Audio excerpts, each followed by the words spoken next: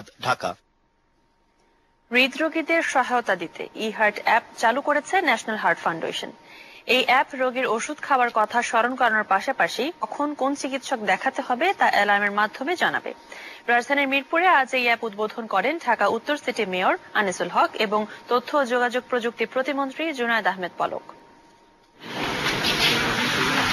হৃদরোগীদের নিয়ম মেনে চলতে হয়, কিন্তু বেশিরভাগ রোগী বয়স্ক হয় প্রায় তারা সময় মতো ওষুধ খাওয়ার কথা ভুলে যান। এই সমস্যা সমাধানে নতুন অ্যাপ ই-হার্ট তৈরি করেছে বাংলাদেশ ইউনিভার্সিটির আরবান ল্যাব। এতে সহায়তা দেয় তথ্য ও যোগাযোগ প্রযুক্তি মন্ত্রণালয়। এই অ্যাপ কখন কোন ওষুধ খেতে হবে অ্যালার্মের মাধ্যমে তা রোগীকে মনে করিয়ে দিবে। একই সাথে কোন তারিখে চিকিৎসকের কাছে যেতে হবে এবং কোন রিপোর্ট কোন চিকিৎসককে দেখাতে হবে তাও বলে দেবে।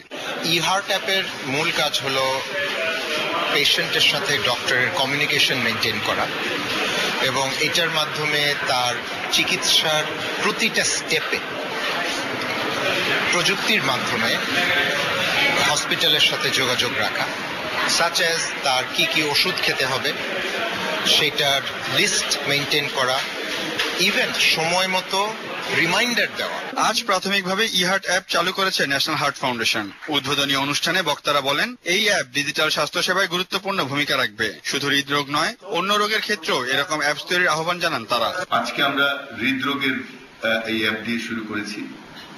এটি স্কেলেবল, আমি যতটুকু শুনেছি, এবং এটির প্রচার প্রসার দরকার। এই ধরনের অ্যাপ আমরা আরো তৈরি করতে পারি, সবার উপকারে আসতে পারি আমরা। একই সাথে দেখা যাচ্ছে ডায়াবেটিক রোগীদের জন্য এই একই ধরনের সলিউশন কিন্তু অ্যাপ্লিকেবল।